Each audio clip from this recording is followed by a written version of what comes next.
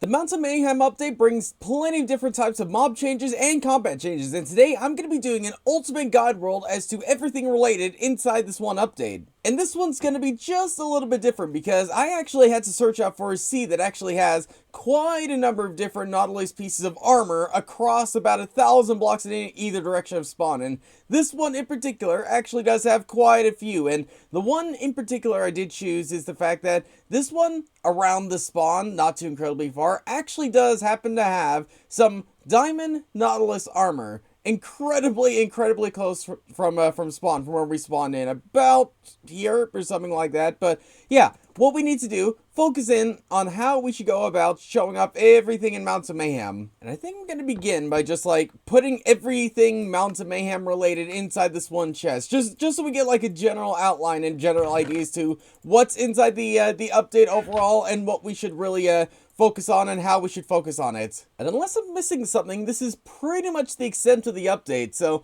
yeah, this shouldn't necessarily be too hard in showing off everything. So what we should probably do is maybe start off with the Nautilus and then go from there. And I kind of want to use a lot of like ocean-based blocks for this one guide world. At least like when it comes to like the path or something else like that. Set world spawn. The only downside with this seed, all the snow around spawn. Like it's nothing too ideal to have, but do you know what? You do what you can do when you're looking for a whole bunch of Nautilus armor. Yeah, this isn't too bad, and honestly, considering how big the update is, which it's not that big, this might actually be the majority of the path we need. We might as well start off with the classic stuff by having like a big board of everything you should expect inside the update. There, not too bad, and I did change the blocks for the path because I think it just looks better with this. But yeah, let's start with maybe the spear, because there is quite a lot to discuss about the spear, huh? That, and considering zombies and the Parched and everything can hold the spears on mountains, it's probably worth starting with that before jumping into anything else. And after working on about half of the spear section, I realized that I accidentally closed OBS and thought I was recording, so yeah, all this stuff is a bit new, but yeah, there's a lot of things that's related to the spear, such as like the crafting recipe being pretty intuitive, being the fact that there's 7 different types of spear types, being the fact that there's 2 different unique type of attacks, say the jab and the charge attack. Jabbing, of course, is like any other different type of attack where you can just like swing your weapon and you can actually attack people or mobs or things like that. Something that's a little more unique, especially for Bedrock Edition, is the fact that jabbing on both Bedrock Edition and Java Edition have a cooldown. They're pretty much exactly the same. Only thing is like the cooldown on Java Edition is based on like the weapons, where the cooldown here is based on, I guess, something similar to say like ender pearls or chorus flower or chorus fruits or things like that. But still, this is the first weapon on Bedrock Edition to see a cooldown, which is absolutely fantastic. Are we going to see more soon? I can't say that for certain, but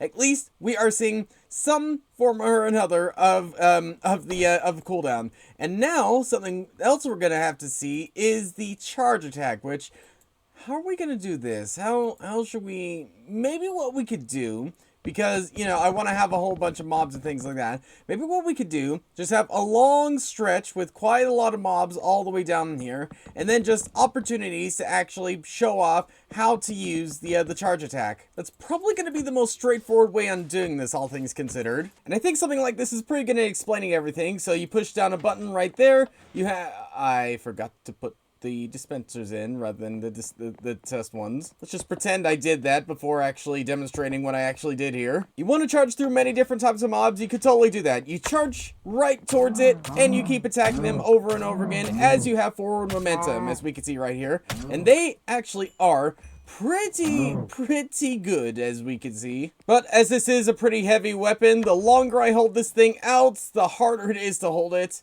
My arms, while they do look very buff, I will admit, they're not buff enough to hold this thing up until eventually I just get way too tired and have to hold it back up normally, which is how I explained it all right here. We are engaged right now. We're eventually going to gradually start getting tired, as we can see right here with it shaking, and then we're eventually going to have it be disengaged with it just falling right down to the bottom of the screen and it going right the way back up to the top, to where you have to recharge it again. That is Perfect. And now something else that's perfect is all the enchantments you can actually put on it. And yeah, there is quite a lot of them, but of course there's one in particular I want to focus on, and that's of course gonna be the lunge enchantment, which has many, that's not how you spell it. That has many different things related to it. And I think for the most part I've covered everything. There's 3 different levels of lunge. It can lunge you a fairly decent distance.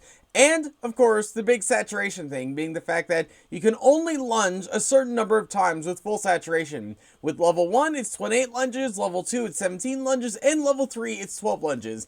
I think that covers the spear pretty much altogether, apart from the fact that some mobs can carry it. But I think I will get to that soon enough. As we finally jump into something non-spear related. I've been on the spear for who knows how long at this point. But let's maybe jump into the parched and the camel husk. Those might be some good options. And I'm wondering if I should get rid of the snow. At least a good chunk of it's around here. Because I do kind of want to have like a desert-like area, and I can't really do that when it's covered in something that's completely frozen. Better. But we need to make it feel more natural. We can't just do that. And it's not much, but we can work with this. And I think since the camel husk and like the zombie horse can be like used in water now, I should probably start with like, say, I don't know, the parched probably would be a good idea. And then we move gradually closer to the ocean and then show off like all the things related to them. So of course the parched is just another form of the skeleton or something like that. Like how many skeleton variants do we have? We have the wither skeleton, we have the normal skeleton, we have the stray. We have a lot of different types of skeletons, and now we are adding in another type of one. And this skeleton particular spawns in deserts, can drop all these different types of things, and that's about it. It doesn't burn in the daylight, but apart from that, there's not really much to say about it on its own, apart from the fact that they do actually ride these camel husk things. But I'll mention it with the camel husk area, which honestly should be relatively small too. And actually something I want to try to do is actually get a mounted husk camel. And the easiest way in doing that is I guess in one of these super flats, so let's keep an eye out. And also give myself one of these so we can pop them back over. Seeing every other type of mob under the sun, well, under the moon, but not the one I'm looking for. Oh, wait, there it is. Oh, why does it have to be here twice? Okay, I'm not gonna question that. I'm just gonna get these guys boxed in and actually over to the guide world. No.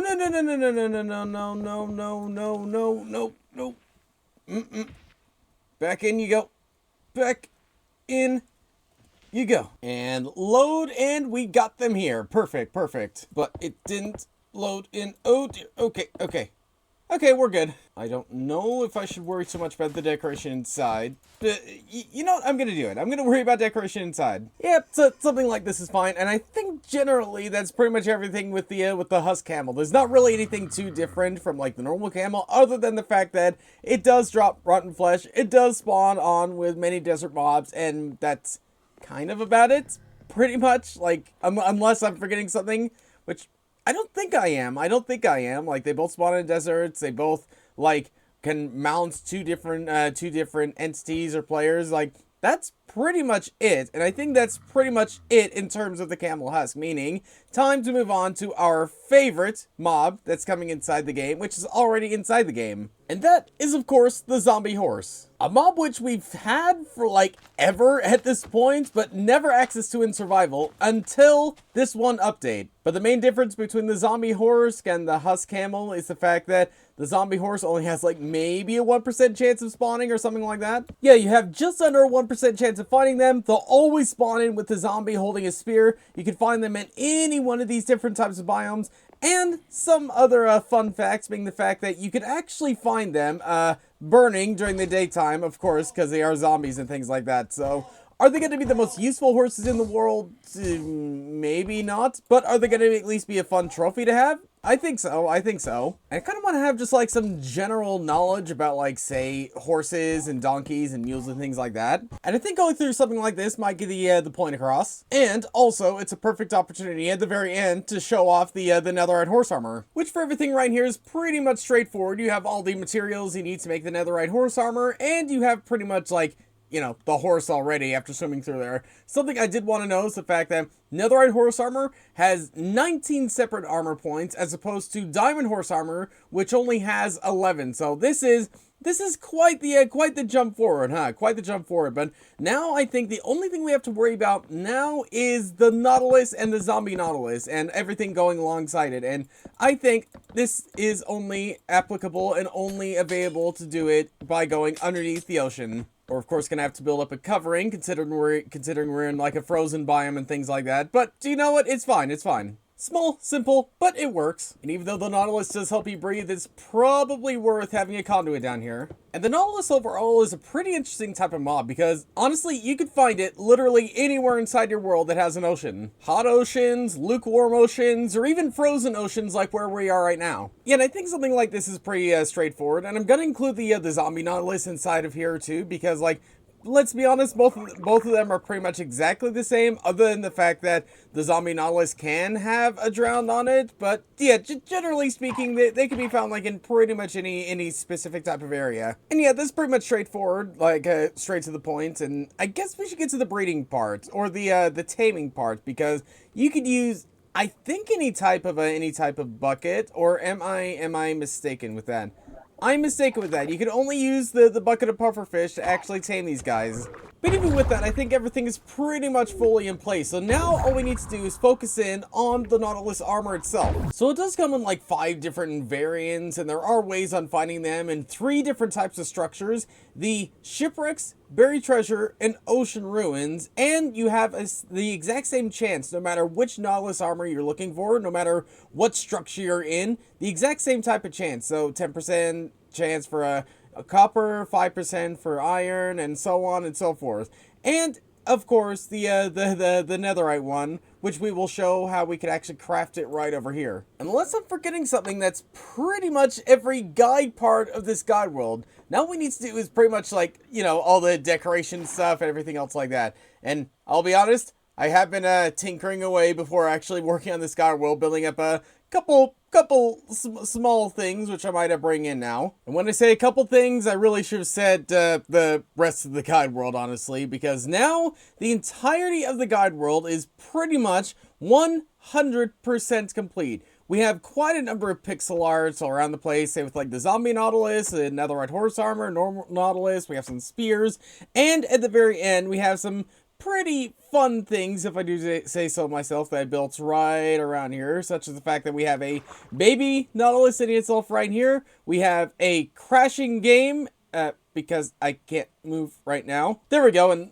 I don't know why Vibrant Visuals is on, but okay, we'll roll with it. And it might actually make looking around at the guide world that much better, because now, as we can see, this is what Toycat's gonna see at the very end of the guide world. Something that pretty much wraps up everything in a nice tight bow with the little baby Nautilus with a couple ruins around the place and just a couple other different types of things like that. And, of course, at the very start, we have the pinnacle of every single guide world, which is, of course, the very beginning with the button, with the note blocks, and with everything else like that. So if we actually push this button, then we will hear